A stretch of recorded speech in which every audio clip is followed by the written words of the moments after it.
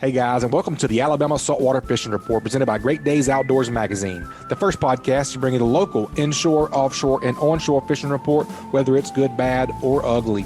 I am your host, Butch Theory, and I am joined today for the first time in a little while, man. It's my co-host, Captain Partic Garmeson. How we doing today, buddy? Doing well, sir. Doing well. It's been a little while. Yeah. How Back you in been? the rotation. Good, man. It's How's that baby day doing? on Foul River. Man, she actually is a really, really good baby. Cuts into the sleep a little bit, of course, as that's kind of what they do.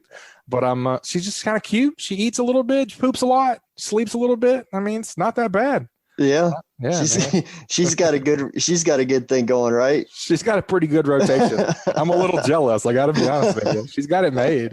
But no, Yeah. man, I appreciate you asking. She's doing good. Mama's doing good.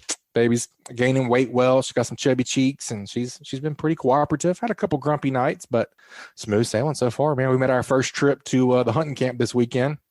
Good. It's about 2.5 hours away. So that was Lillian's first road trip. She did great. Slept all the way there, all the way back, and didn't really care about the foreign place up there. She did great. Nice. Yeah, Melissa wouldn't let me take her fishing yet, but you know. No. It's about time, you know. That's what I'm saying. She's behind already. Yeah. All this fishing talk. I mean, she ought to get, I mean, at least smack her around with a speckled trout tail or something, you know, get her a little bit slimy, get the feel of it, you know? Yeah. Well, I've already tried that. I had a slick lure in my truck the other day. She started crying. So I just reached back there and tried to pop a slick lure in her mouth. Apparently that's not okay. That's not a pacifier either. I'm just kidding, everyone. I did not try to put a slick lure in my child's mouth. I know better than that. Oh, but I tell you what, a treble hookless topwater works good as a baby rattle, you know. Hey, that's true. That's a good point. It does. What's been going on with you, Cap? Fishing in the rain here recently. I saw that. Yeah. I don't want to spoil the report, but it looks like fishing's been good, though. Highly productive. Man, I think Daycool Heating and Air has the old saying down, man. If you don't like the weather, wait 10 minutes, because it was chilly and cloudy and nasty this morning. Now it's beautiful bluebird sky. So, man, just that time of the year where it's gonna be some crap weather, and then it's gonna be some real pretty weather mixed in. So, one thing I will have to say is, if you have time to go fishing, and it's raining, or if it's pretty or whatever, take that time and go fishing. Because I mean, we had a really good day yesterday, and we'll get more into that in my segment. Yeah. But anyway, that and doing a little boat maintenance and taking calls and text messages and emails from customers who are, man, I'm very blessed to say, because my entire month of March has filled up with all of my dates. Awesome.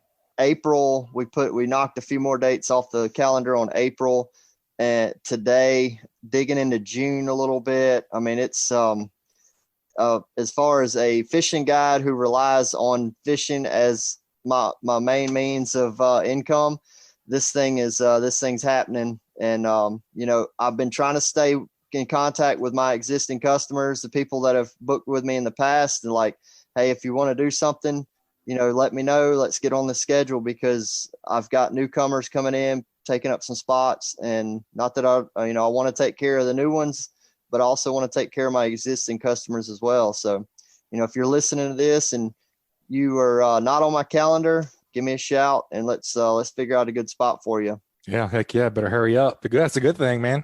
Like I said, it's a very fortunate, very blessed thing for me, as far as this being my way of making a living. But, you know, also like my friends, my customers that have been with me for years, and don't want to not be able to take time to take them out. You know, they're almost like family. You know, I got to take time off to spend time with my family, but bring some of these anglers back on my boat that have been with me for years. You know, I look forward to doing that as well. Yep. I know the feeling, man. I haven't done it. You know, I haven't fished for a living in quite some time, but it's cool. Like you say, the relationships that you just hang on to. I mean, I still stay in contact with, I don't even know how many people, hundreds of people that used to fish with us year after year on those corporate trips. And I mean, that's how I got some jobs out of college. It was literally just those guys that were taking the company trips back then whenever I was younger, and I was taking care of them as a deckhand and as a captain and things like that. So yeah, pretty cool, man. Met a lot of really, really cool people. It's one of my favorite parts of my job. Yeah, me too, man. I always love fostering relationships. Well, guys, we got a great show for y'all this week. But before we get into the fishing report, let's hear from who's making the show possible for us this week. This week's Alabama Saltwater Fishing Report is brought to us by Dixie Supply and Baker Metalworks. Dixie Supply and Baker Metalworks are proud to be your metal roofing headquarters for over 40 years. Save time and money by buying from the most reliable manufacturer on the Gulf Coast. Buy it today, pick it up today. They offer 20 Sherwin-Williams colors to choose from and have a 40-year warranty. Baker Metal and Dixie Supply, 2 names, same great service. With the addition of their new store in Cantonment, Florida, they now have 8 locations to serve you. Dixie Supply and Baker Metalworks, your metal roofing headquarters. And it's also brought to us by Alabama Marine Resources Division. The Alabama Marine Resources Division reminds all recreational anglers who harvest gray triggerfish, greater amberjack, or red snapper that their catch must be reported through Snapper Check. This includes vessels, kayaks, and shore anglers who possess any of these reef fish. Reporting is mandatory and must be done prior to landing fish in Alabama, regardless of where the fish were caught. Anglers can report to Snapper Check online at OutdoorAlabama.com or through the official Outdoor AL app. For more information about Snapper Check or any of the 2021 fishing seasons, please visit OutdoorAlabama.com. All right, Captain Patric, I'm excited to hear an offshore report for once. Goodness gracious, it's been a little while since we've heard anybody. I know Captain Kendall's been over on the Gulf Rebel. He's been kind of getting us through the winter, doing some tuna fishing. He did some bottom bumping a couple of times. I talked to him yesterday, and they did go out for the Triggerfish Open on March 1st and had a lot of good success with beeliners and triggerfish. So I look forward to getting some more bottom reports from those guys. But man, Captain Chris Hood had a really good trip this past weekend, I believe, and looking forward to hearing from it. Let's go see what Captain Chris Hood's doing out of Orange Beach, Alabama. All right, let's head on down to Orange Beach, Alabama. Captain Chris Marlin Hood runs that 72 Viking. It just takes time out of Orange Beach. Captain Chris, I think you earned your Marlin in your name this weekend. How we doing today, bud? Pretty good. I don't know about that. Just right place at the right time. Hey man, that's kind of what, about 75% efficient if I remember correctly. What'd you say, Pat? If not 90% efficient. That's right. It's a big part of it for sure. Well, just kind of walk us. Go ahead. Usually you go somewhere and they tell you should have been here last week or yesterday. Yesterday. Yeah. Well, man, just kind of walk us through your trip. Did you guys go out for a day or a night or an overnighter, or how'd y'all do it? We left Tuesday about lunchtime and ran out. We ended up staying 2 nights, came back Thursday evening. You know, I'd gotten a couple reports from some charter boats here out of Orange Beach that had gone and fished on this side of the river. You know, all the stuff out front here from the Rampal, Turnus, all that stuff out to Thunder Horse, and they pretty much all struck out. So that kind of made our mind up, go off the river. Started out and also saw a good pocket of warm water off the river too. So that cemented that decision. Started out that late afternoon at Elf and couldn't catch any baits, and eased on a little further down to Houdat. You know, bait was everywhere, and as soon as we caught 2 or 3 baits late in the afternoon, and I started fishing with them, and as soon as we throw them out, we get shark. So eased on down to the Tinkerbell, and couldn't really jig any bait there. It was already dark at that point. But pretty much that first evening was uneventful. We started out the next morning at Olympus and Mars, and because they're right next to each other. Mm-hmm. Got our bait. Sorry to interrupt you. I was just going to say, for our listeners that don't know, and I don't know all of those rigs just because some of them are newer than my offshore experience goes, but off the Mississippi River is what Chris is talking about, off the river. And that Elf, if I remember correctly, is one of the shallower ones in probably 1,500 foot of water or so? Yeah, something like that. It's right there. It just meets the qualification to be a floater. That's right. But then that Mars rig is way the heck out there off the Mississippi River, isn't it? It's not too far. I mean, it's one of the first ones that you've got your first tier rigs like 989, the Elf and Medusa, Lena, rigs like that. And then your next tier is going to be Mars, Ursa. I think it's about 50 miles off the river. Oh, okay. That's not too bad. I guess I'm thinking out of Dolphin Island, maybe it's a little further than that. But Yeah, I mean, like out of Orange Beach, it was 155 miles. Well, there you go. That's more. That's what I was about thinking right there. Okay, well, go ahead. So you guys were around the Tinkerbell, and then you had some baits finally. Go ahead. And so, anyways, we caught our live bait that first morning, and I started to pull off the rig. It was getting daylight. Start fishing, and dropped my sonar. Started looking around, and immediately marked a fish. And I mean, as soon as we got the bait in the water, it was coming to us. Hooked it. Got a couple jumps out of it. We're down and tight. Pulled the hooks. All right, well, whatever. And then dolphins came up, ran us off. We went over to Ursa. Pretty quick, we let one go, and thinking, okay, it might be a pretty good trip for February. Yeah. And I'd also like to mention that February is the only month out of the year I'd never caught a blue marlin, so I checked that off the list. So I'd say so. Yeah. Hey, Chris. And can I stop you for 1 second? You said Sure. about putting the sonar down. A lot of us are running fish finders with transducers hanging off our transom. Tell me just a little bit about what you're talking about there. So this essentially, it's kind of the greatest new tool that we're using offshore it really got its start with like purse seiners and commercial fishermen, off the West Coast. Now us recreational guys are using it. And it's essentially the easiest, most laid way to describe it is it's a radar underwater. Okay. And it extrudes down below, the keel. So it actually retracts because when you're running it, it's too much drag on it. So, you put it down, it starts pinging. And you adjust. There's various settings you can adjust, but tilt is the main one when you're looking through various depths of the water column. Sure. And so, anyways, you're looking at 360 degrees anywhere, normally around 1,400 feet, in a circle around your boat. So that's Crazy. A pretty big swath of water. That Yeah, is. for sure. But anyways, yeah, it definitely has. It's that piece of equipment has completely changed Game how changer. we. For sure. Well, it's just we really are getting a better feel for how these fish behave. Before that, we had the sonar, see a fish showering bait on the rig, and we'd go pound out that one spot.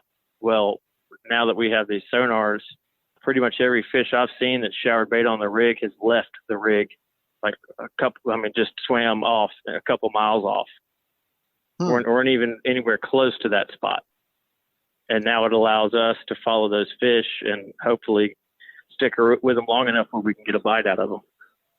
That's crazy. I can't wait to see one of those. What you just said, being able to watch the fish behavior. I had a customer on the boat the other day that has the Garmin Panoptics, and they're Live using scope. that for the live scope or whatever, using it for like crappie fishing and bass fishing. And that was exactly what he said, was that it was so cool to be able to watch. Like he said, just throw a lure in there, see the fish, pull it by there, and if the fish comes towards your lure, or if it turns away from your lure, kind of the attitude of the fish within moments of being able to see it. So that's and then how to react with your bait as well. Yep. That's right. Really really cool article on that live scope in the March issue that I just received today of Great Days Outdoors magazine, by the way. Nice. So in fact, y'all, I think I have an article in that. You do, man. You do a really, really cool Wahoo article. Yep. Yeah.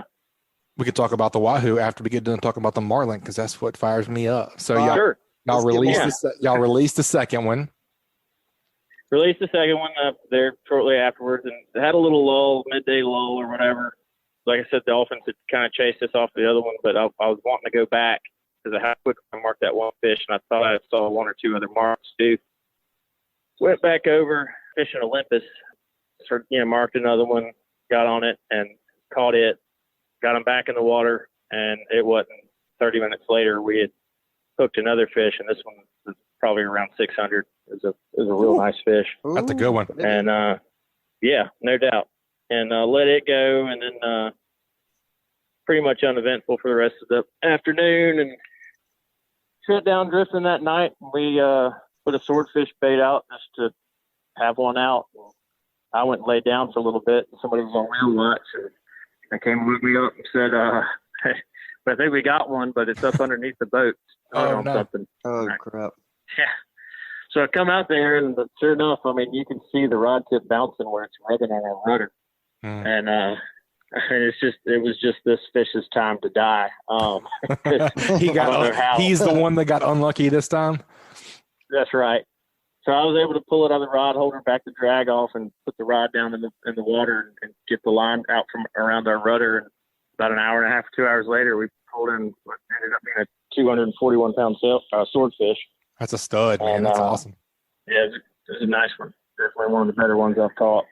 Might be the biggest one I've caught. There's some that I haven't weighed that I've thought were around that. Next morning, wake up pretty tired and let another one go and get one more shot at another one and then headed to the house pretty happy. That's crazy. So you guys ended up 5 for 7 on Blue Marlin? Yep, we're 5 for 7. And had some broadbill swords in the box, man. That's amazing. Yep. Or broadbill steaks, rather. Yep. Beautiful weather. I mean, it was slick calm out there the entire time. Even got to wear shorts for a couple of days. So yeah, you guys definitely hit the weather window perfect. Yeah. Sometimes it works out. No doubt. What'd you guys use for bait on the sword? On the sword line you guys put down, had success. Just a squid. So to hook into a squid. It's hard to beat. Yep. Hard to beat for sure. Feet down. Yep. So you guys primarily or pretty much all the time live bait, correct? For these Blue Marlin? Correct. Yeah. Yep. What size reels? Go ahead. Go ahead. I was just saying, in the evenings we'll chunk for tunas if they're around. But sure, I just meant for the marlin primarily. And whenever you guys I know you fish a lot of tournaments, but whenever you're fun fishing like that, do you do anything different as far as tackle size, reel size, or anything like that? No, I mean, we use the same size reels. We use 80s, 80 class rods, 100-pound main line. That's standard. We use that in tournaments and fun fishing. But when we're fun fishing, we'll scale back the leader and the hook size a little bit just to put ourselves in the game for possibly a tuna, a bigger tuna that comes up to eat a live bait. Definitely makes sense. Well, yeah, we use a lot more 13-aught eagle claws, some big circle hooks when we're fun fishing versus the 18, 19s, and 20s when we're tournament fishing. That's a big old hook there, Cap.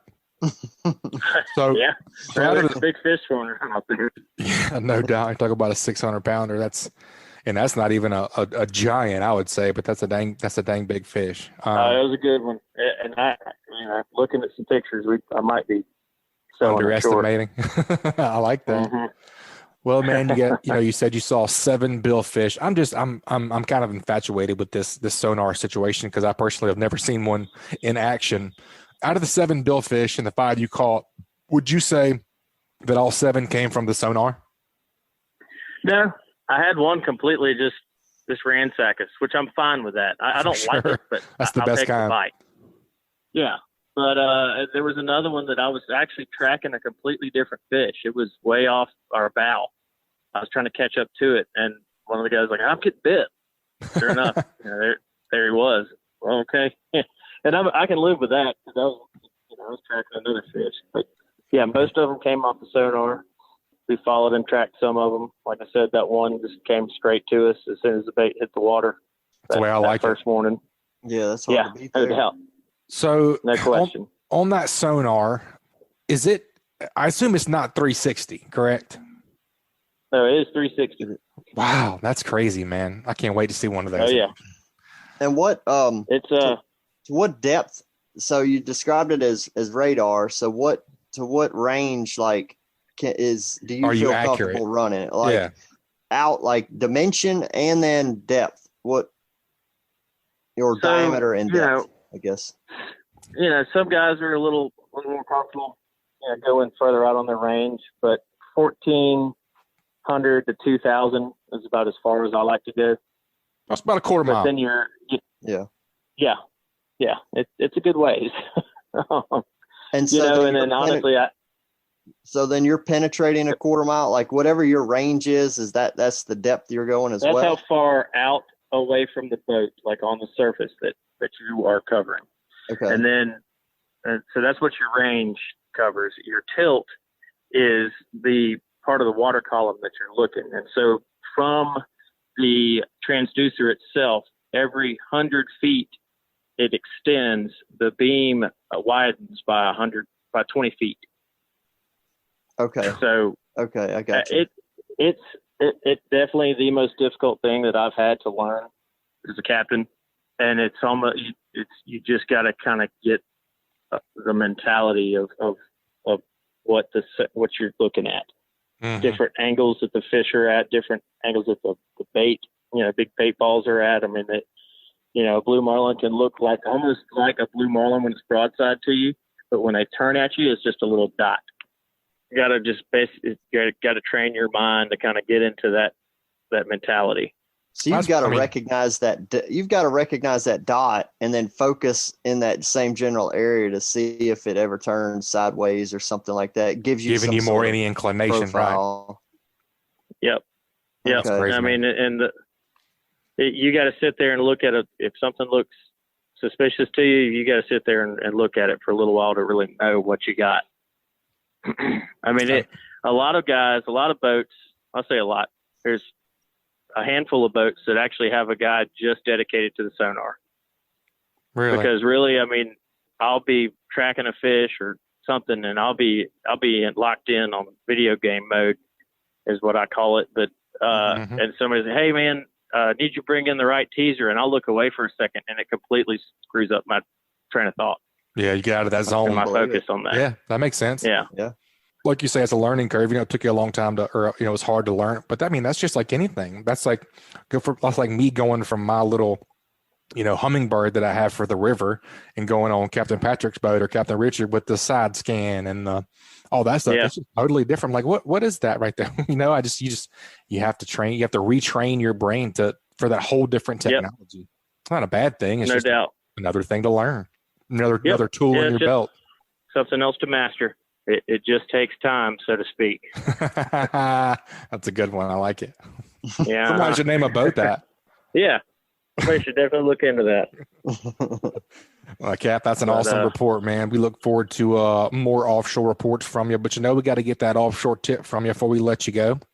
This week's offshore tip is brought to us by Advanced Transmission. Give the professionals a call who have been trusted on the Gulf Coast for over 25 years at 251-626-6061 or check them out online at www.advanced-transmission.com.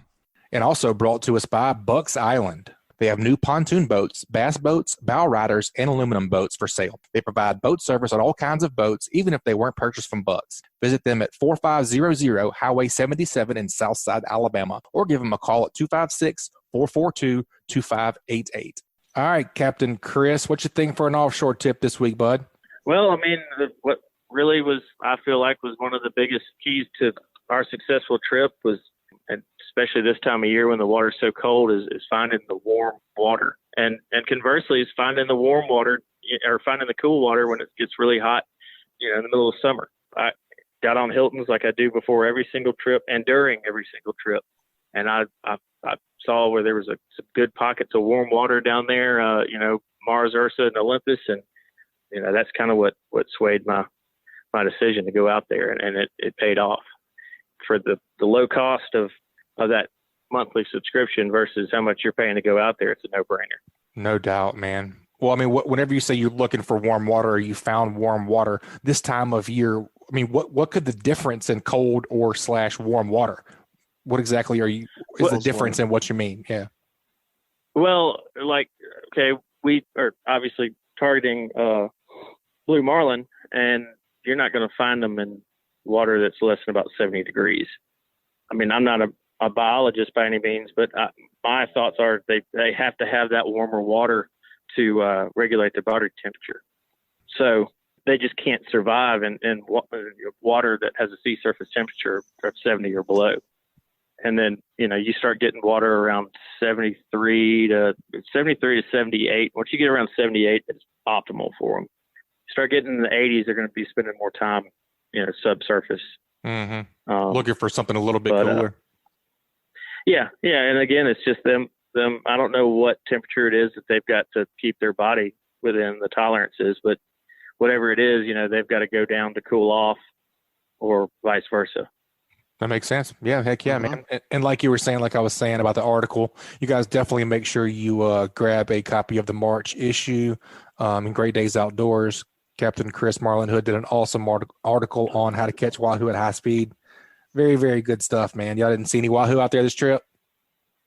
No, we didn't try, but I have heard some guys catching some pretty good ones. Yeah, me too. But I heard sharks, man. I know you mentioned sharks in the very beginning of your report. I've heard the sharks over to the west have been unreal. Yeah, I've heard the East Lump is covered in shark and king mackerel. And guys trying to catch those big tunas. Yeah. Well, hopefully it'll be more tuna-ish and less shark-ish here the sooner than later, bud. Yeah, I hope so. No doubt. All right, Captain Chris, man, we really appreciate the report, and that's an awesome tip, and we'll look forward to hearing from you next time. You guys let us know when you get to the weather window. All right, will do. Thank y'all. Thanks, Cap. Man, it's good to hear a good, genuine offshore report. I know, like I said earlier, Captain Kendall and them, I say genuine, like tuna isn't real, but I'm a blue marlin head at heart. What can I say? Hey, man, that's a big fish, hard to catch. So, I mean, who can't get excited about catching? What did he say? 5 of 7? Went 5 for 7. So that means he saw 7 and released 5. Yes. I mean, there's people that fish like hundreds of thousands of hours and maybe never bring one boat side. So agreed. Yep. That's a big deal. I agree. No doubt. I mean, I might be I may be out of the norm of, but it just sounds like a pretty big deal to me. No doubt, dude. That's an awesome trip. Speaking of, I know that you are involved in the ASFR, and I talked to Mr. David Thornton earlier. Just going to see if he could give the report. He did ask us to mention the ASFR, and you guys have a meeting tomorrow night, correct? Yeah. So tomorrow being March 4th. Yep, March 4th, Thursday. So that'll be today for you guys that are listening. At Moe's downtown Mobile, back there in the back in the meeting room. Man, I have not.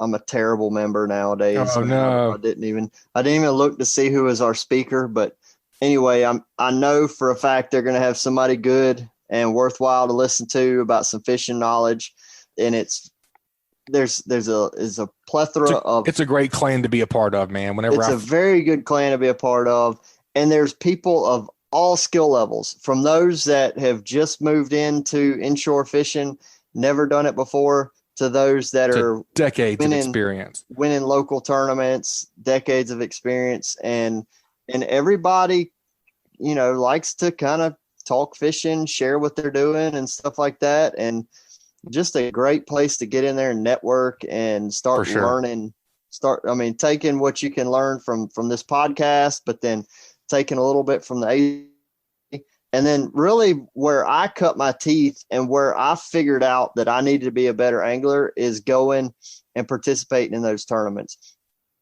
I've told this story 100 times that I went to my first tournament weigh-in and I had some speckled trout or whatever I had, and I thought I had some decent fish. And I got there and I was sure enough humbled because there were fish of every species of that category for that month that were bigger than anything I ever knew existed in Mobile Bay. Yeah. I mean, I'm talking about like the first time you lay your eyes on, say, a 5 or 6 or 7 pound speckled trout and not really even knowing that they exist. It's a different beast at that range. I mean, you're like, yeah, you mean to tell me this thing came from the Mobile Bay? I've caught hundreds of speckled trout or thousands or whatever my number was at that point. Right. And the biggest one I had ever seen was probably 21 inches. Yeah. And I thought that was like as big as they got. And then I go to the first weigh-in and it's like 26, 25, 24 inch. I mean, they're like just big, giant trout. And I'm like, all right. Yep. My new mission is figuring out how to catch those fish because I didn't even know they existed. Yep. And now that like lit a fire under me like nothing ever has lit a fire under me in the fishing world. Chasing them gators. And it wasn't necessarily the speckled trout. Like I didn't have like this big, like growing, just this big fire for speckled trout under me. It was the fact that I had never seen one that big. Right. And yet there was 3 or 4 people that show up and they're just like, oh yeah, got a little one here. And it's like a 4.5 pounder. I'm like, and they did that every month. That thing is way bigger than anything I've ever caught. and they're saying that's a little one. So don't be intimidated by what I'm saying. Learn from it. Yeah, take and appreciate what the local anglers can do, and go and try to pick their brains, learn a little bit, and really seeing is believing, in the sense of, now that you can see what people are actually catching out there. It's not just pictures on Facebook, go and put your eyes on some fish that are being brought to the scale and have a better appreciation for what we have. If that doesn't motivate you, then maybe go get you a box of crickets and go. That's right. Sit on the creek bank somewhere.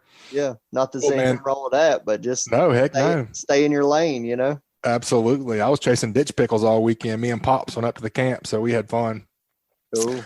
But no joke, that ACFA, you guys check them out, the Alabama Coastal Fishermen's Association, www.acfafish.com. It's a great club to join. Like Captain Patric said, a lot of local knowledge, just a lot of good dudes. You guys check them out.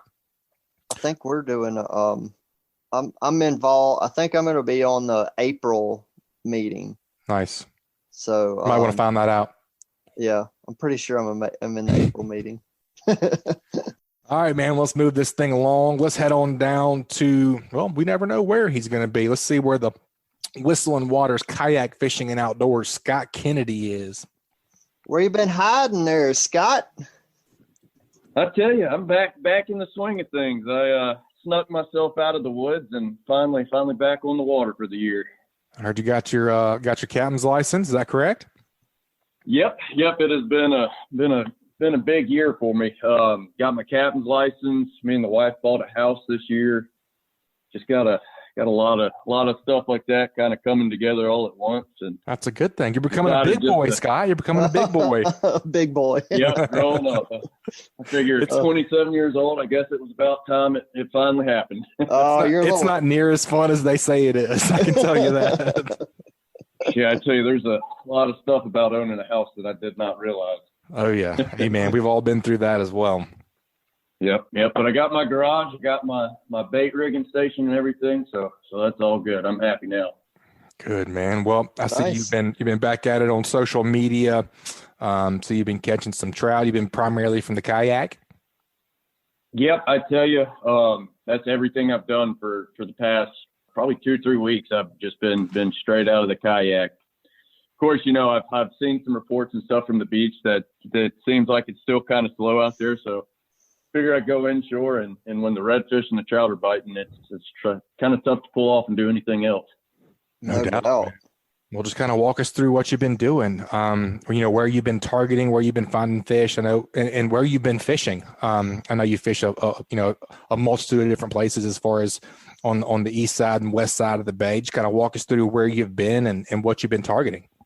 Yeah, so I tell you, I've like you said, I've been all over the place. I kind of started this past week off fishing towards the east, like Orange Beach, kind of the Florida, Alabama line, back bays of Orange Beach. And it's been good. It's finally warmed up, been able to get out fishing shorts and short sleeve shirt, which is real nice. But the water's been good, been plenty of bait, and the fish have been active. I've kind of been when I'm fishing towards the east end, I've been primarily focusing in on grass flats, kind of the medium depth ones, anywhere from 3 to 4 or 5 foot depth kind of grass flat. Just kind of working the edges of them, finding those troughs on the edge of these flats. And there's been a lot of redfish hanging out on the edges. And kind of what I've started doing is just beginning of the morning, low light, water's still a little bit cold. I've been, like I said, fishing the drop offs, where it goes from 5 or 6 feet, and then you get a good ledge up into the 2 to 3 foot range. And what I've noticed is early in the mornings, there has been a lot of bull reds hanging off the edges. I tell you, I had one day in particular that I saw the biggest school of bull reds I've seen here in quite a while. Probably ran across 50 or 60 of them. And they were all feeding on, kind of just chasing mullet around. You could see a few of them had their nose down in the sand looking for some crabs. And there's just been a lot of them around. So you get plenty of chances to see them. And plus, like I mentioned, the water's been real clear. So I've been able to do some sight casting. I've been fishing these 4-foot holes, and you can clearly see the bottom, and sneaking up on them with the kayak. They can't hear you. They can't feel that water displacement or anything. So I've been, getting right over the backs of these fish that some of them, upwards of probably 40, close to 50 inches, just massive bull reds. Man, that sounds fun. Heck yeah. That'll make your sticker peck out right there. Amen. I tell you, there was, I had one day where I was talking about where I ran across that school and I pitched I was just using a small little 3-inch white matrix shad. Just, that's what I had tied on to see if there was any slots, anything. I pitched that in front of it, and it was like throwing a toy in front of a bunch of cats. They just kind of swarmed it. And of course, of these bull reds, one of the smaller ones wound up grabbing my bait. And when I say small, it was, that fish still wound up being, I think, 36, 37 inches. But he pulled it out of the mouth of some redfish that probably it's always tough to tell when they're in the water, but my guess is they would have been well above my biggest redfish. And so it's been nice to see that. And kind of as the morning's gone on, sun's gotten up, the water's been heating up. Prior to this little cold snap we had the past few days, that water towards the Florida Alabama line, like I was saying, was reaching upper 60s, close to 70 degrees. And what I noticed is once that water moved up or warmed up, that's when I started seeing the slot size eating redfish. And they were same thing as the bulls, schooled up, and they were a little tougher to catch just because a lot of the places I was seeing them were 2 feet or less. And by the time I see them, they see me. And once you spook a red on those flats, it can be tough to get them to eat anything else. But kind of what I did to combat that was just doing a lot of what I call educated blind casts. Kind of had the area I knew they were going to be hanging around where I've caught them in the past, and just working those flats over. Same thing like using the little matrix shad or a topwater. I had a couple blow-ups at 11:30, 12 o'clock in the middle of the day on topwater. Yeah, that sounds awful, man. It sounds like a rough day of fishing right there. I tell you, it's 70 degrees and midday topwater bites. It's a tough life, but I reckon somebody's got to do it. Hey, Scott, do you mind if I back up a little bit on this bull red talk from the kayak? I've only kayak fished a little bit, and some of the redfish that I've landed on kayak have been mostly in the slot. And a slot red will pull a kayak along, and you can just put the drag down and just kind of be pulled around with so tell us a little bit about maybe some tips to land a big fish like that, and then maybe something to avoid that most people are catching these big fish in the plan to release them. What are some things that anglers can do to kind of speed up the process where it doesn't tire the fish out, and if there's anything out there to avoid for a good release? It's a great question. I like it. One thing I do with these bull reds, and I'll start this off by saying I don't advise this with anything bigger than a bull red or some of these inshore fish. But when they're making their runs, like say that fish is running straight out in front of me, one thing I'll do, and my kayak has a rudder on it, so it makes this a little bit easier. But I'm always trying to go the opposite direction of the fish, because like you said, they have no problem pulling those kayaks around. I think it's somewhere less than 5 pounds of force is needed to move that kayak. Yeah. So one thing, so I'll try, if they're maybe running off in front of me or back to the left, I'll turn my kayak to the right. That way you're kind of almost letting them pull you sideways, kind of try, instead of being straight behind that fish, getting your boat sideways to put a little more resistance on them. Okay. And it's, they definitely have the upper hand, especially if you're, using lighter tackle like I'm prone to do. Best thing I can tell you is just have faith in your knots and your leader and go pretty tight with that drag and just constantly put pressure on that fish. And a lot of times what I'll wind up doing is, after it makes those initial 1 or 2 big runs, I'll try to get myself directly over the fish. That way I can pull it up, and the first chance I get, and a lot of times these fish still have some life left in them when I do, but I try to get either the fish in a net as quick as I can or put fish grips on them. And that could be, you know, just it coming to the surface for, you know, a split second, just long enough to get it in. Biggest thing is, you know, one thing in these kayaks with smaller gear, like I said, those fish have the advantage. So you got to do everything you can to shorten that fight. Because if you sit there and you fight that red too long, you know, you're going to wear it out. Redfish are pretty hardy, but if you fight a fish too long, you know, it tires itself out and might not have the best chances swimming off. But that's what I would say. Just try to put as much pressure at the beginning on it as you can, and then be ready with a net. Like as soon as I hook a fish that size, that net is sitting in my lap, so I don't have to search around for it or anything. And just kind of like any other fish, you just try to make that fight as short as possible. Then, you know, of course, once I land that fish, then, you know, I'll try to get 1 or 2 pictures as quick as possible, try to keep that fish out of the water at most 30 seconds. After that, then I'll just hang it off the side with those fish grips or boga grips. And I'll usually pull those fish around, you know, pedaling myself for at least 5 or 10 minutes just to make sure that fish has got a lot of life. Once it gets to the point where I can barely hang on, that's when I let it kick off. But you don't want to release them right off the bat, because they may, you know, give you 1 or 2 tail sweeps, but then, you know, get towards the bottom and then go belly up on you again. So sure, it's you really want to make sure they're fighting hard to get away from you, just like when you were fighting the fish on the reel.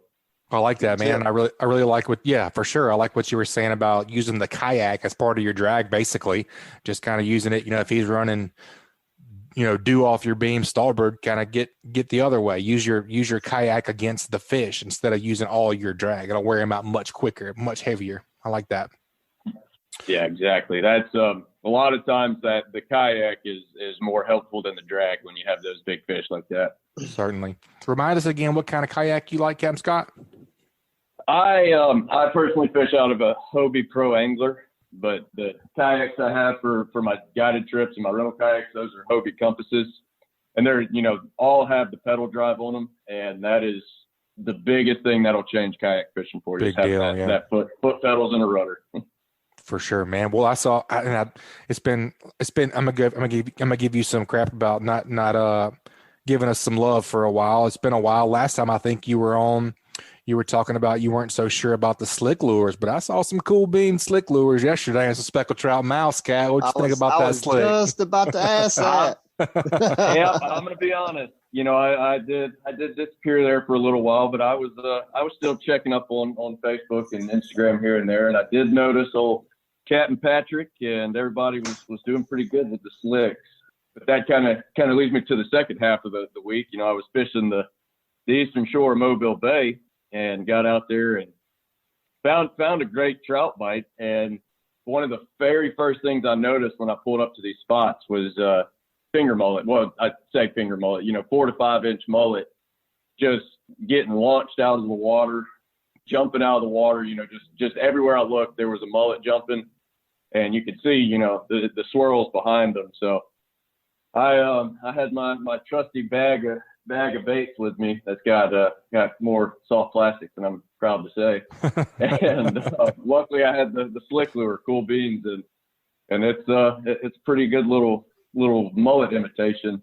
It is, man. And I started out, I was just fishing my normal, you know, little Mirrodine MR17 and then a couple 3-inch Missouri jerk baits, and I was picking up fish, but they were 12 or 13 inches.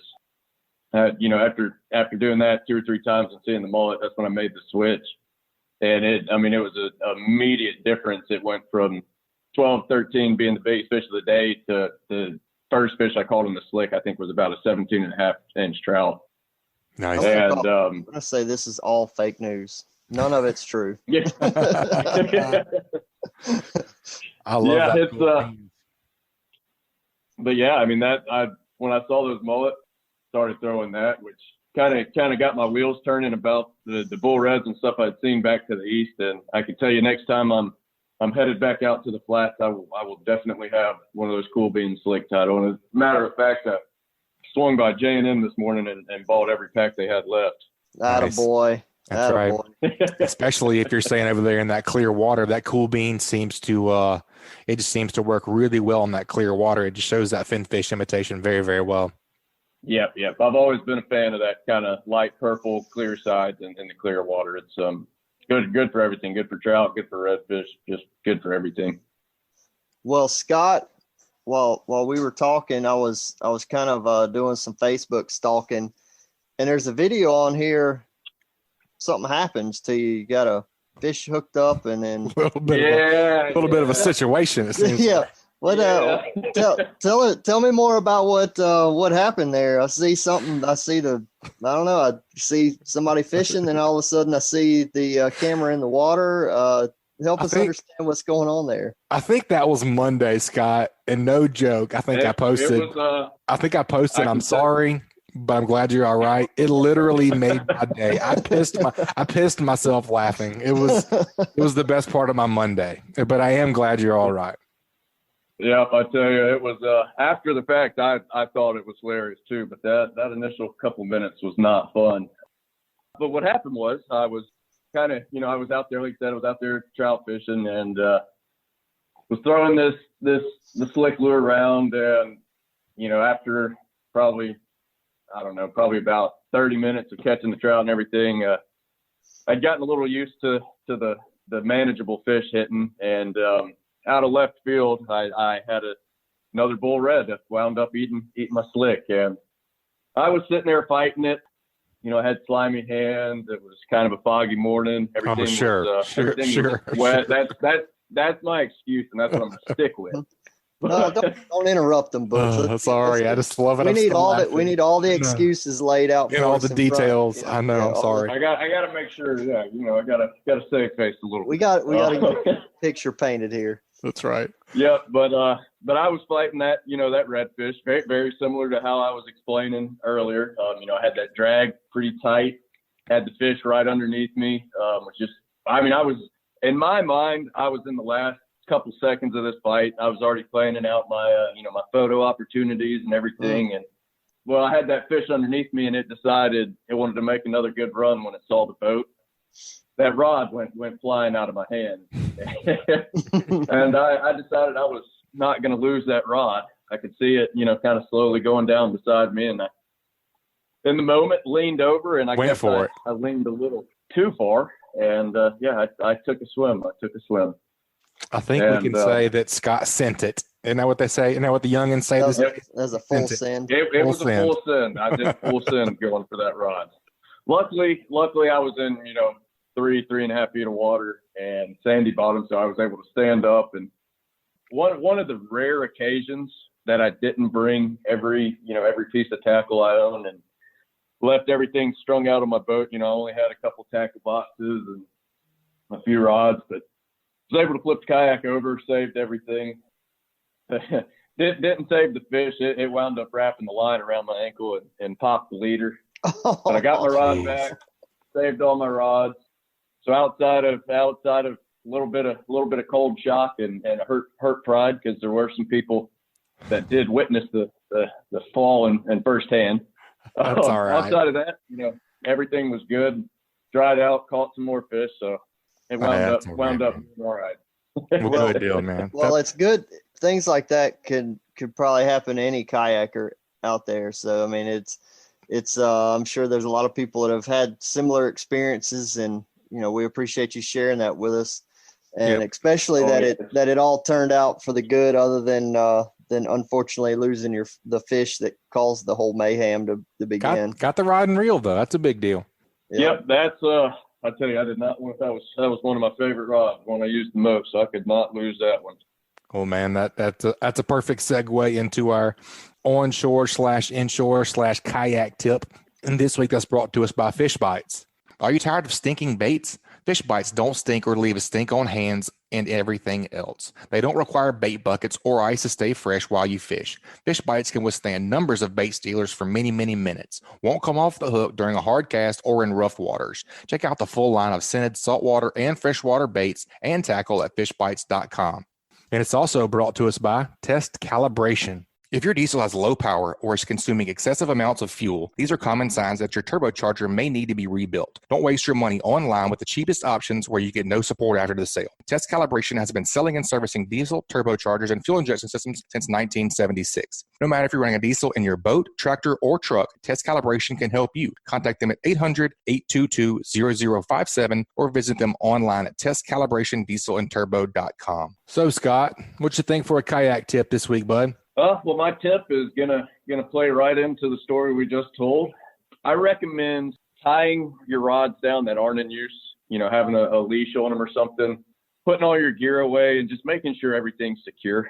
Because if you get too confident, feel a little too comfortable, nature has a way of reminding you that you're not correct in that sense. And you find yourself like myself, swimming around, chasing after your gear.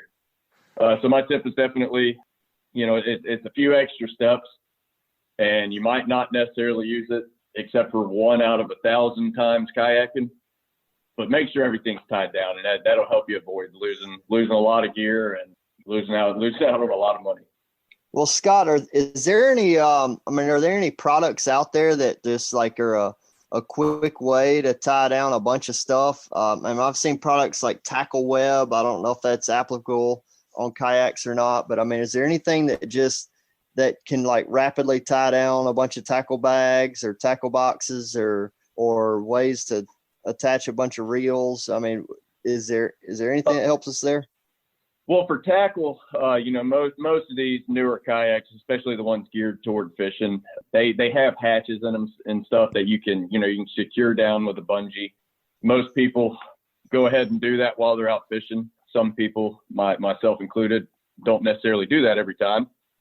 But I would just putting things in a hatch is your best option. As far as rods and reels, I would say, there's some companies out, like I think Rogue Fishing, they make one.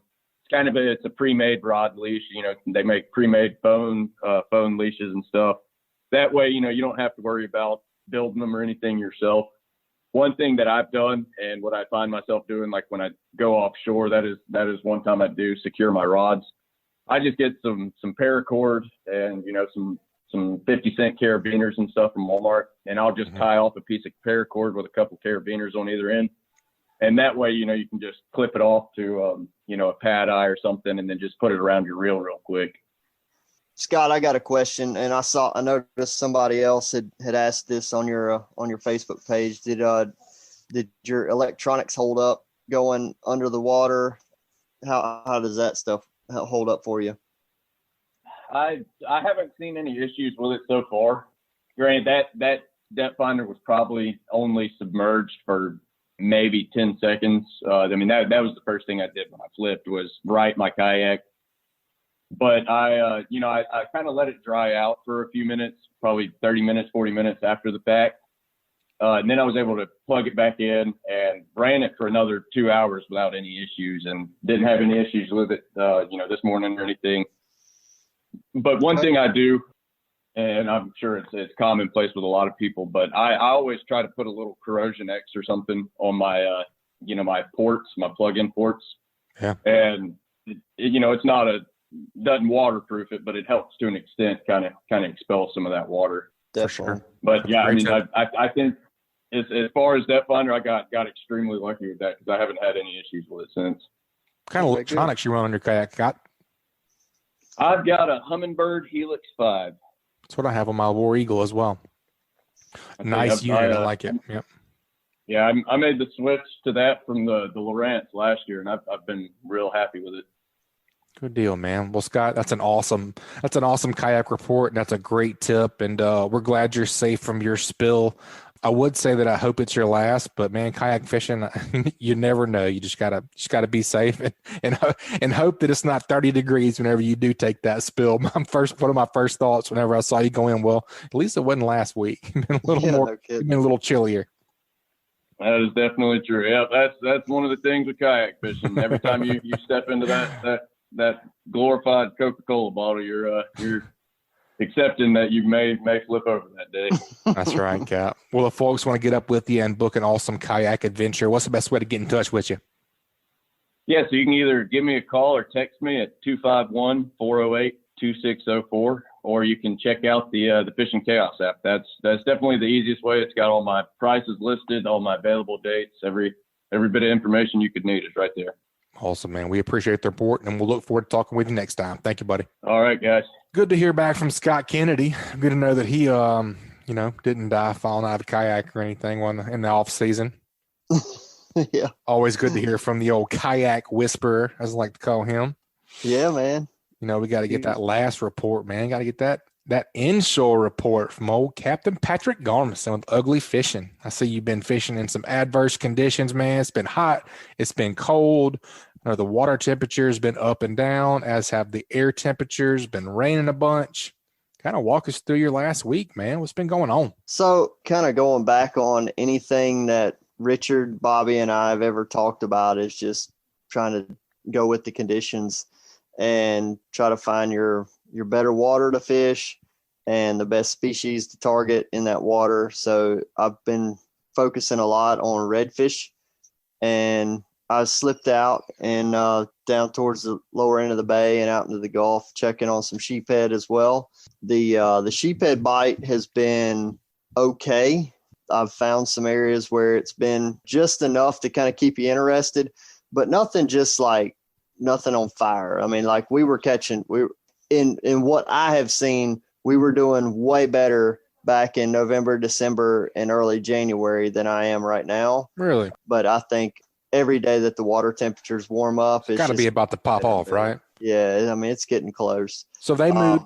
Sorry to interrupt you. Those sheephead, I mean, like you say, you've been catching them in the cold months, December, January. Don't they move south and kind of out of the bay for spawning purposes?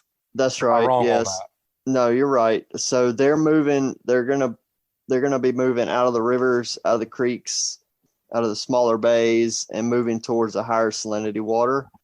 Gotcha. That's just where the spawn's going to happen. The spawn's going to happen somewhere in the higher salinity. I don't know what that salinity level needs to be for that spawn to take place, but the vast majority are going to be a lot closer to the Gulf and the higher salinity waters than in the more, brackish to freshwater. Sure. I mean, they're a true brackish water fish, like a redfish or a speckled trout, so they can withstand some very low salinity waters. But as far as their natural doing their thing process, I mean, for them to do their thing, it's they need to be moving towards the saltier water.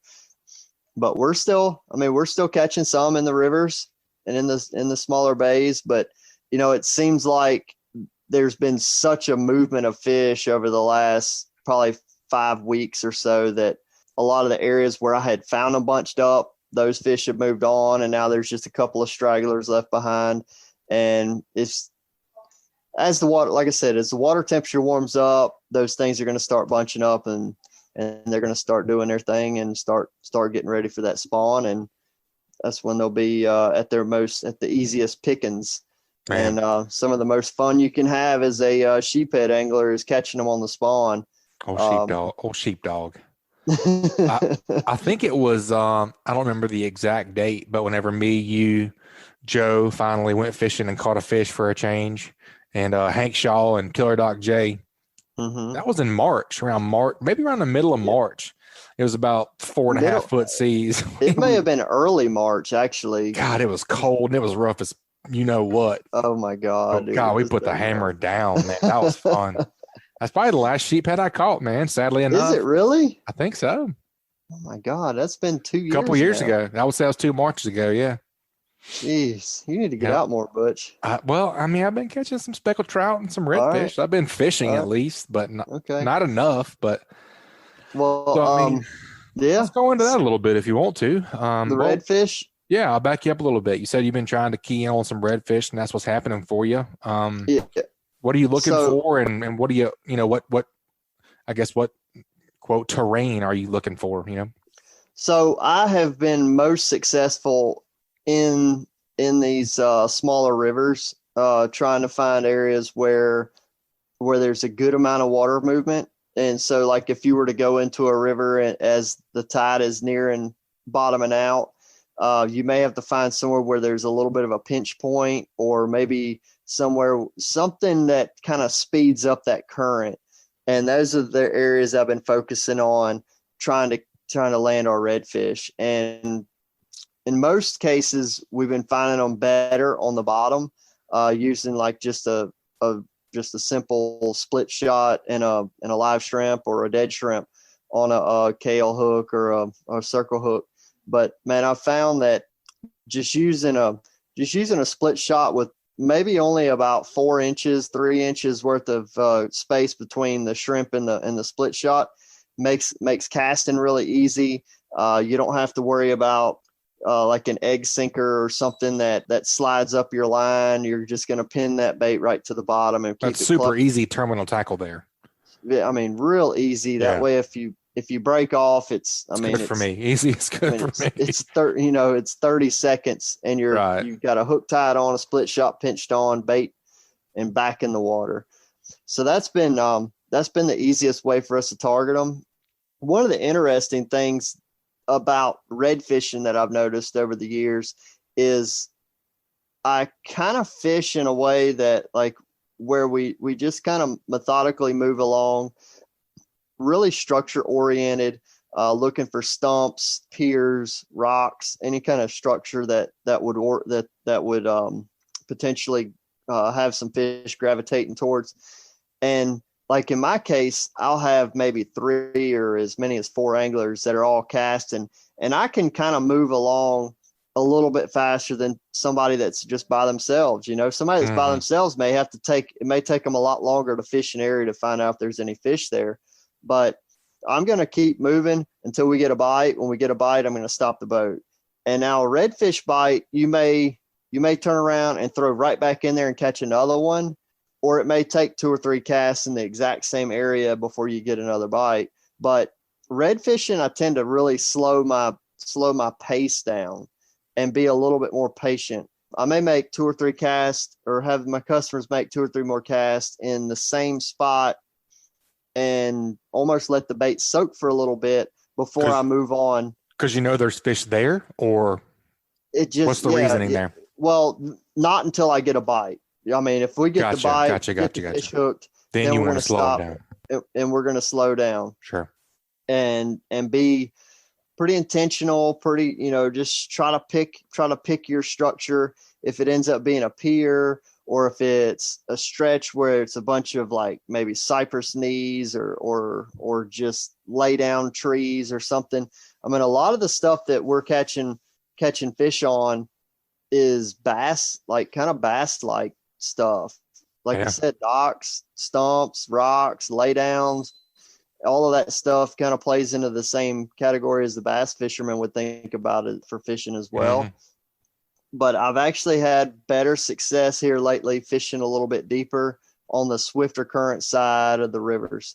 We've done some shallow water fishing for, doing like some popping cork fishing and picking up a couple, but the just getting that shrimp on the bottom, being slow and methodical about it has been our best tactic as of late.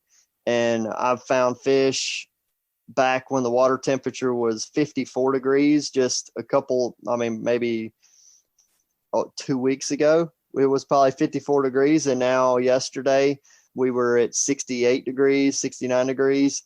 So, I mean, there's a big wide range of temperature that has happened in a short period of time.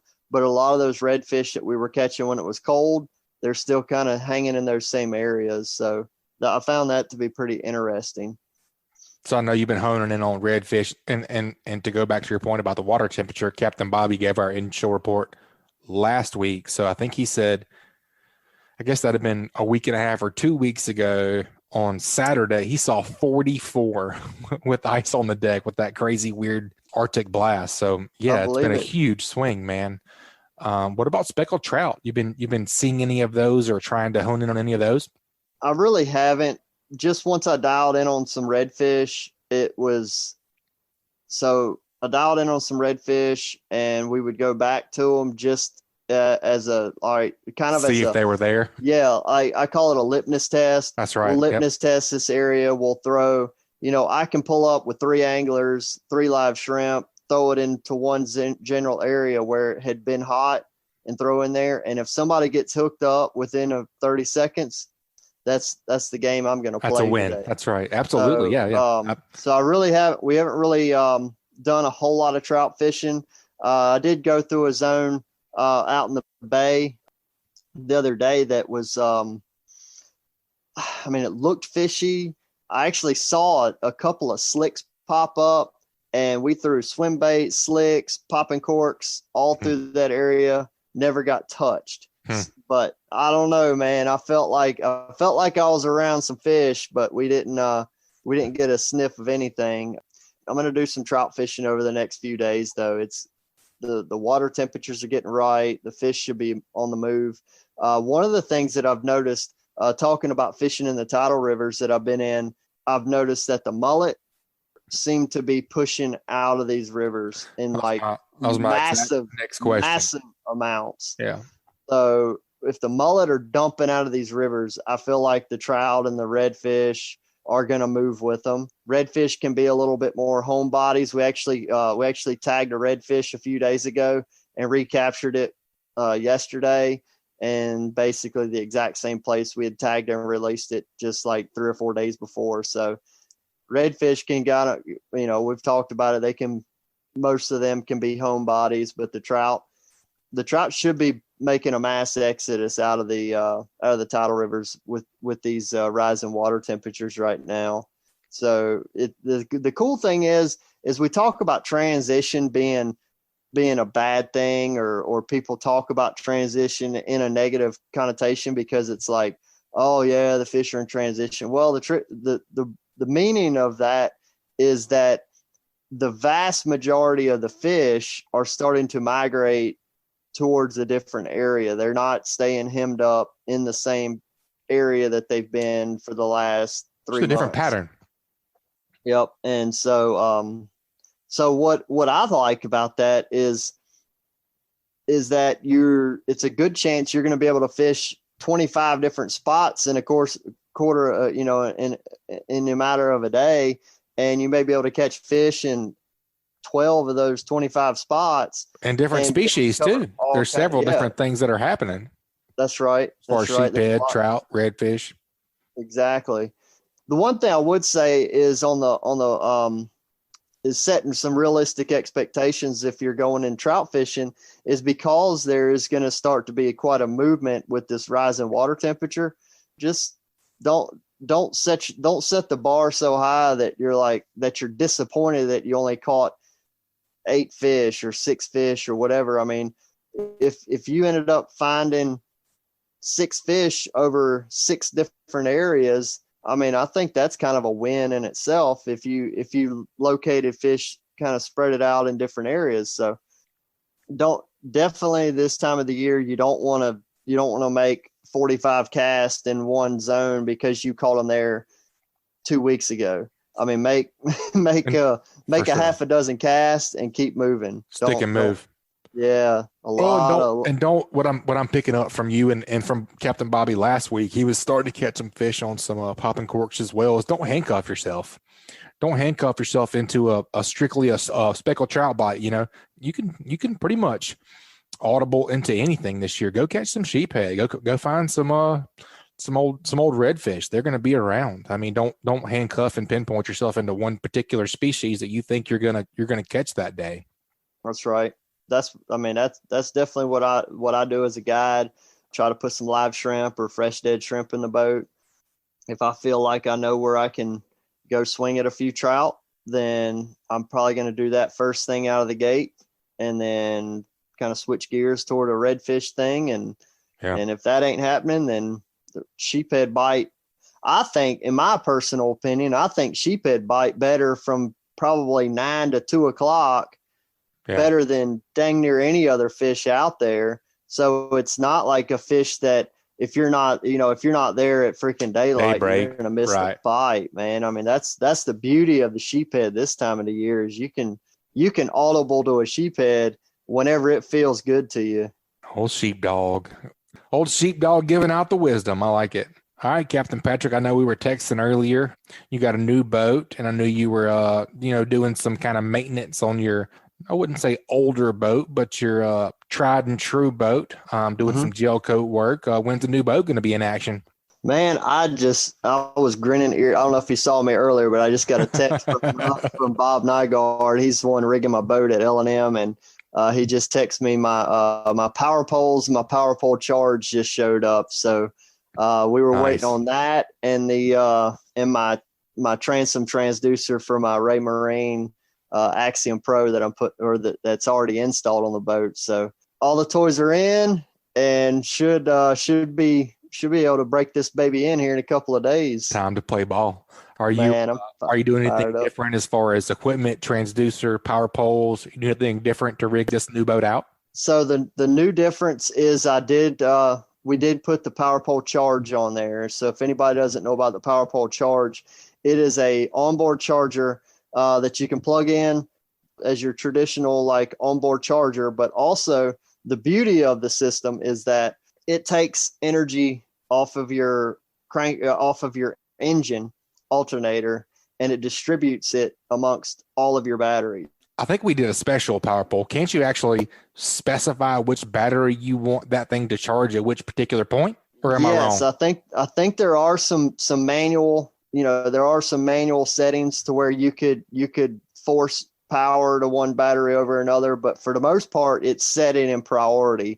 So the priority number one will be your cranking battery, making sure you're able to fire up, get home, get back, and all that stuff. The second one would be your the way my boat is set up is all of my accessories pull off of one battery. So that's my accessory battery. So that'll be priority number two. And then basically priorities 3, A, B, C are going to be all three of my trolling motor batteries. And so the beauty is I can go and fish an area. I like fishing the middle of the bay a lot in the summertime. And for those of y'all that fish the middle of the bay know that the wind can be an issue, the tides can be an issue, and you could burn up your batteries in a pretty short period of time. Well, if you pull up to an area and you are starting to kind of eat up your batteries and the fishing isn't that great, I mean, you could take a little short boat ride and put a little charge back up. into your That's a big deal, man. Batteries. It's a huge deal. And if all things just completely fail on you, as far as your house battery were to die and your accessory battery were to die, the charge system will find enough power amongst all 5 of those batteries to get that motor cranked up for you. So that's the beauty. I mean, that's like an insurance policy of itself there. It's a big deal. So I've not had one of those on my boat. So this is first time use, and I'm pretty excited about having that thing on there. Yeah. And then, but other than that, everything, I think I've got everything pretty much about the same. I switched from a C-Star jack plate to a Bob's jack plate on this boat just to try something else out. It looks nice. It's nice and shiny. Nice. I like shiny.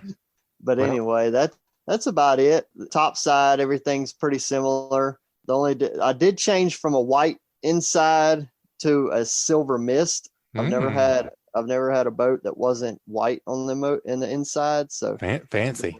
Once you get in it, it's actually pretty soft on the eyes. It's not going to have as much reflection. So I like it. That ain't ugly. That's pretty.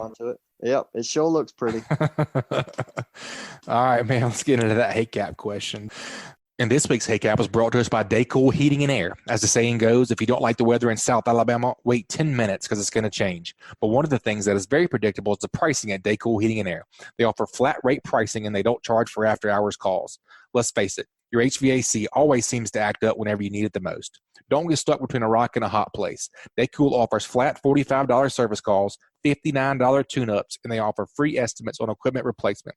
The pros at Daycool have been servicing Mobile and Baldwin counties for over a decade. Contact them at 251-633-5121 or check them out online at www.daycoolair.com or on the Daycool Heating and Air mobile app. They are license number AL07028.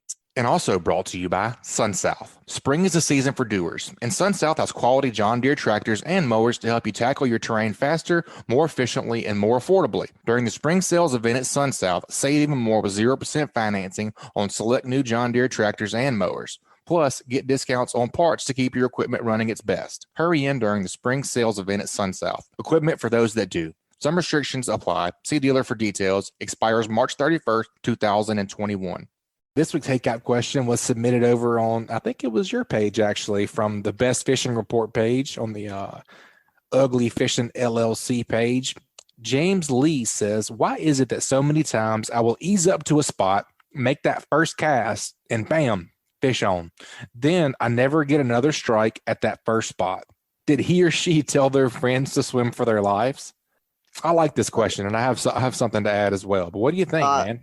I really like that question. So 99% of what I'm going to say is only my opinion because I haven't had any underwater footage of what's actually going on.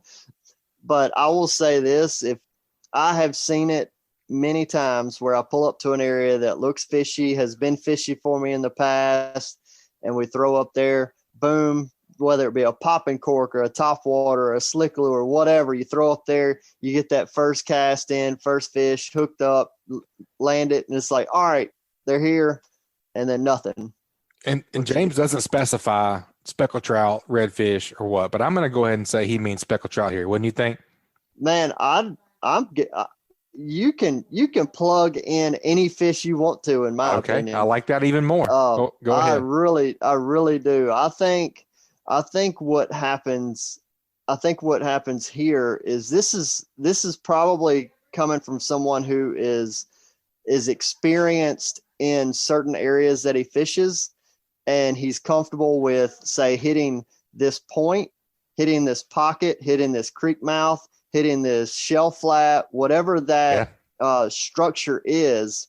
And I believe in most cases when water quality is right, the tide is moving, all of the factors that would play into, yes, a fish should be biting, that there is going to be a fish of some sort that goes to this quote unquote fishy spot and is waiting for a meal, because for whatever reason, that spot is a good position for a fish to be able to wait on a meal. And the way I look at it is, there's times when you go to Chick-fil-A and there's only 6 people in line, but there's a lot of times when there's 26 people in line. Sure. And, there's always something there to be had. The food's always there.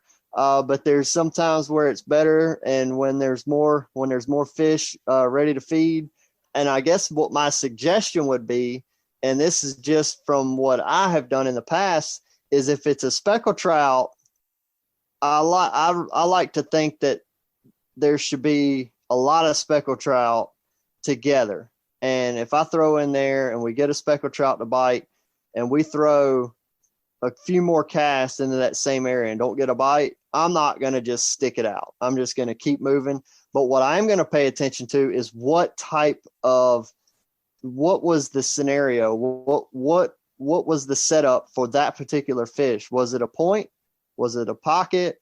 Was it a drop off? What was the setup? And can you recreate that? Can you recreate that setup in a half a dozen more spots? Can you set it up? Can you recreate it? I see what you're saying. So you're saying create a pattern upon that. Is that what you're saying? Definitely something. Yeah, that would help to start to develop a pattern. The pattern isn't developed with one fish. The pattern is developed when you take that and you say, all right, well, I just caught that different spots. On a point. Right. I just caught that fish on a topwater on a point that was 2.5 feet deep. I know of another point that sets up similar to that. I'm going to go throw a topwater across it. And if you get hit with another fish, pattern, you're one fish closer to a pattern. And in my opinion, if you get a third fish on a similar setup, then you definitely now have a pattern. And if you focus on that, then it's not a big deal that you only catch one per point. But then you made a day if you have enough of those spots to make a pattern. And then what it also helps you do is it also helps you become more of a fisherman and start looking like, you know what, that point over there sets up very similar, but I've never even fished that point. And you jump over there, boom, you catch another fish. And just think, if you're out there by yourself and you just wanted to make a day of fishing, all of a sudden you hit 12 different points and you catch 12 fish on 12 points. I mean, that's a solid win in my opinion. That's becoming a good fisherman. That's when you're putting all the puzzle pieces together to make a good day. Yeah, and don't be right there. And you can be distracted by the guy that, when you go back to the dock and the guy's like, oh yeah, man, I caught 25 in one spot. Like, well, whatever. He found the right spot, the right pattern, the right school. But did that person establish a pattern and make that pattern work for them? And because that's essentially what you're doing then, is you're making the pattern work for you and make you become a successful angler. So you can plug and play any type of fish out of there. If it's speckled trout, if it's redfish, if it's sheephead, whatever, flounder, you can interchange any species you want to. But I will say this, in my opinion, if it's a speckled trout, I would fish a little bit faster. If it were redfish or say flounder, I would slow it down. I would still pay attention to trying to put together the same pattern, but I tend to fish about half as fast, moving spot to spot, if I'm going to be moving or if I'm going to be targeting redfish and flounder. Man, that's a great point. That's a great hey cap answer. That's a great hey cap question, James. We appreciate that. I was pretty excited when I saw that. I wanted to go ahead and answer, just start elaborating on Facebook, but I was like, man, I think I'd rather do that on the air. For sure. Well, I mean, you and I kind of got into it a little bit whenever we were just going over the hey cap questions, and like Captain Bobby and I said last week, you guys please keep submitting those hey cap questions, because just because it's not applicable this week, we do pick the best ones for the week that and the week and the contributor. We go back weeks and weeks and weeks sometimes to pick these hey cap questions for the best contributor and for the best conditions and for whatever's going on.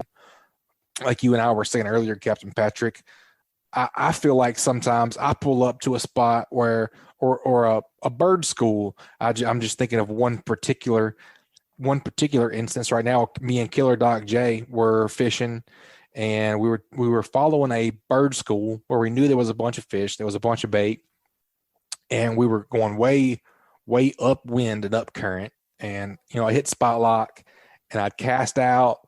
I think we were fishing just voodoos and popping corks, because it didn't matter if you got a slick lure that day. You cast one into that first school, bam, big trout, 19, 20 incher, bam. And then you'd get into the 17, 16 inches over and over and over and over and over again. Do you think there's anything to that? You think the bigger fish are under that? If you were to throw a jig or anything like that?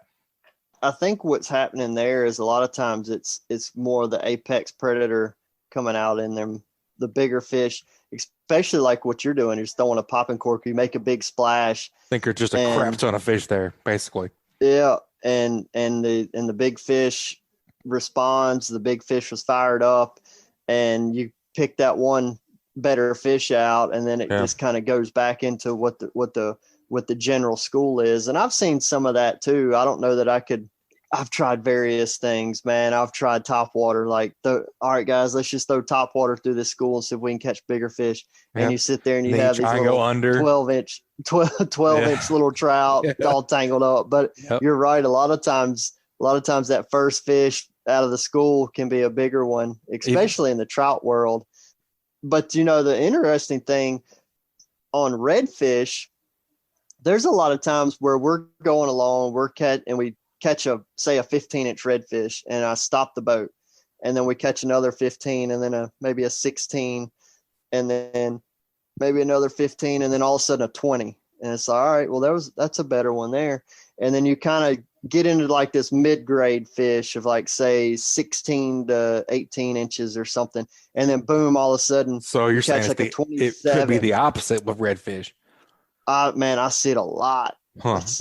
I see it a lot. Like, even that particular day I'm talking about, I mean, I would throw off the spot lock and, let the wind drift us back into the school. But I think they're moving a little bit. We cut it off, drift back, 50 yards, hit the spot lock on again, bam, another bigger fish, and they get smaller again. It was weird, man.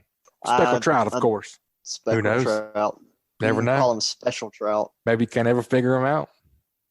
Special trout because they're always special. That's They have right. special feelings, special attitude. Do whatever they want. Yeah. Well, James, But that's man. definitely the redfish thing is something that I have seen for sure, where it works almost in reverse, where you catch all these different like more mid-sized fish, and all of a sudden you have like a 27 or a 31 or something like that, and then that's your last bite. Like you sit there and keep fishing, like everybody's like, "Oh man, I want to catch a big one too," and then that might be the last bite you get. Then time to move on. Maybe in that instance, those redfish, maybe the little ones get them in a whole big frenzy, like you were saying earlier. Getting a whole big frenzy, and then Big Daddy comes up and is like, "What's up? What y'all doing?" And then crushes it, and then it's over with. Yep. Then the little ones are like, "All right, we gotta go find somewhere else to eat. We done. Gone." James, that's a great question, man. James is going to get a prize back from the Slick Lure. James, make sure you email us at alabama@bestfishingreport.com to redeem your Slick Lures. You guys make sure you put in your Hey Cap questions over at that Best Fishing Report page. Make sure you're in the Alabama Saltwater Fishing Report private group. We appreciate that question, James. Hey, Butch. That was fun, dude. I love talking about my fishing and my tactics. I love it whenever anybody that I'm talking to has things to interject and have some ideas on, because I mean, I'm really one dimensional, because being as a guide and a captain, you know, I'm really focused on giving instructions and giving people the best idea possible for them to help catch fish. And I have a funny story about it, because there's times where I have people that are very good at listening and want to and really want the detail and what to do, how to do it, how can I do it better. And then I have a guy or a gal that wants to do whatever they want to do. And they want to, if I say cast off the port side, they're casting off the starboard. And man, there's sometimes where that starboard caster freaking helps me dial in on something. But anyway, man, I appreciate you interjecting in my segment there, Butch. Well, what's cool about that is, you know, the more I fish with you guys, whenever you guys are available, and whenever I can jump on the boat with you guys, the more inshore experience I get, the better host I get, the better questions I get for you guys. So it's all kind of a 360 kind of deal, in my opinion. Yep, it all works together, man. I'm trying to become a better angler and pick you guys' brain and test you guys some if I can, you know, being from an offshore background. The last few times you've been on my boat, you've been able to pull your weight pretty good. So I think you're doing all right. I wouldn't go that far, but I'll keep learning. I'll keep learning from you guys, and we'll go from there. Well, speaking of learning, what did you learn this week, man? Yeah, man, it's been an awesome report, and you know we got to do What'd You Learn.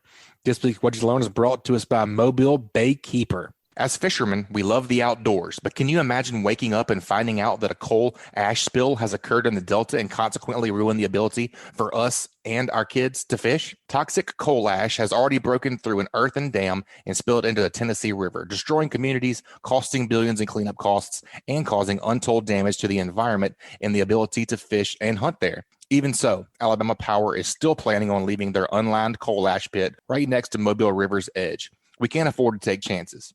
It's time for Alabama Power to do the right thing and prevent a coal ash disaster by moving the toxic coal ash to a modern lined landfill away from our rivers.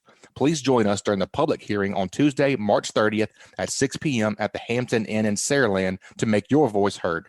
This may be our last chance for outdoorsmen to come together to protect our way of life.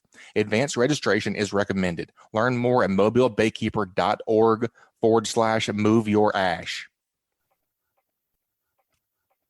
Man, what did I learn this week? As every week, I do learn a ton. Technology is becoming, I wouldn't say more. Learning technology, learning these machines, learning these new equipment is almost more than, I can't say more than learning the fishing itself and the whole system itself. But man, what a game changer it's been in all aspects: offshore, inshore, kayak fishing. You know, I mean, kayaks didn't have a machine on them 5-10 years ago. You know, now Scott Kennedy and Chris Vecce and Dusty Hayes, all these guys have great machines and that are showing them not only the depth, but where fish are. And I know when I get on the boat with you and Captain Bobby doesn't use his machine much. Not sure he turns his on very often, but you and Captain Richard, man, and the side scan and stuff. And like you were saying earlier with the sheephead, walk us through that, man. I mean, technology has just changed the whole game. Oh, it's definitely, I mean, learning a little bit more about that sonar that Captain Chris was talking about it's crazy, man. I mean, it really is. I can go way in depth on that, but I'll choose not to. Just because it just blows my mind. Well, here's the deal. There's the fishing industry is probably as healthy as it's ever been as far as an industry. There's so much money in there that people want to make things better. Like Fishing Chaos is one of the instances where every time that I talk to John Callagaz about something, he's wanting to know, hey, how can I make something better or more, easier for you as a fishing guide? And that's just where we are in today's times right now, is that the money is there. The investors are there to where if you said, hey, I want to invent this X, whatever, fill in the blank of, I want to be able to do this in fishing, it's probably doable. And that's it's super crazy. But just thinking about what Chris is doing and sitting there looking at a underwater radar, watching blue marlins swim around his boat, and putting a bait in front of his face, telling the guys when to get ready, where's the fish, here it comes, and not looking into the water and all of those things. And man, I get a lot of that. I get to do something very similar to that when I'm sheephead fishing and when we're snapper fishing. I mean, I'm really dialed in on watching my electronics on that kind of thing. And I enjoy it. Like my customers I think they enjoy it as much as I do, because I'm like, hey, look, here comes a school over here on the port side or the starboard side. And man, whoever's on that side of the boat that I just say, and they get bit, man, their face lights up. They just get super excited. And he's psychic. He's a psychic. I had a guy call me a redfish wizard one time because I saw the redfish coming. We were on Dixie Bar, and I saw the school on one side of the boat. I was like, "Hey, you're about to get bit on this side," and he got bit. He's like, "Man, you're a redfish wizard." I like it. It's another nickname for old Captain Patric. But man, yeah, it's just unbelievable. And you get out what you put in, like in anything. If you go out and you put 1,000 hours casting a bait caster, you're going to get better at fishing with a bait caster. If you go out and you spend 1,000 hours watching your fish finder in amongst while you're catching fish, you're going to get better at reading your electronics. Learn every little thing you see on there. It's absolutely crazy the amount of stuff that we're putting. I mean, I was just talking about the stuff that I was sitting there waiting on for my new boat to get rigged out. And it's exciting and unbelievable all at the same time. The amount of stuff that we have going into these boats to go out there and catch fish and be better at it. Yeah. I think you're right, Captain Patric. This week, technology, man, just kind of wraps it up. And like you were saying, I'm really, really, I'm excited to hear about your power pole total charge. I think it's called a total charge or a charge, the whole system and how it works. And I'm excited to follow your journey on that. I know we'll hear about it each week or each month to hear about how much you're enjoying that. And man, that's a game changer. I mean, technology in general now can just take from a day on the water into something you just didn't even expect. I mean, like you were saying earlier off of air, not to call you out, but I mean, you're not going to stop on a dock that has no bait. I mean, if you're scanning for redfish or sheephead or whatever, if there's nothing there, there's nothing there. You just keep moving. But if you see a bait ball or whatever you think might be sheephead or redfish, all right, let's try this. Let's pull down and let's give this a go. That's right. Yeah, I mean, it makes it the old school guys that made 1,000 casts in a day to catch their fish. They earned every single fish that they got. No doubt. And there's nothing to take away from anybody who wants to get in a boat and just go make 1,000 casts and earn it.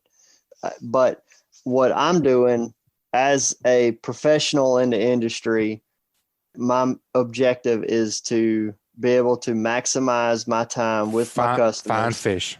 And find fish. You can roll through somewhere, side scan. All right, nothing here, Cap. Put her on the pins. Go to the next spot. That's right. That's crazy, man. That's wild. But I mean, that's the way it is now. I ain't mad at it. That's fun. There ain't no reverse on it. What's next? It's what's next? It's going.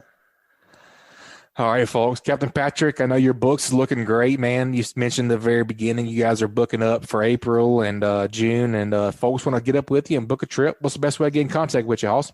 First thing is to go to uglyfishing.com and click the book now button. Take a look at my calendar and see if there's some dates that are open.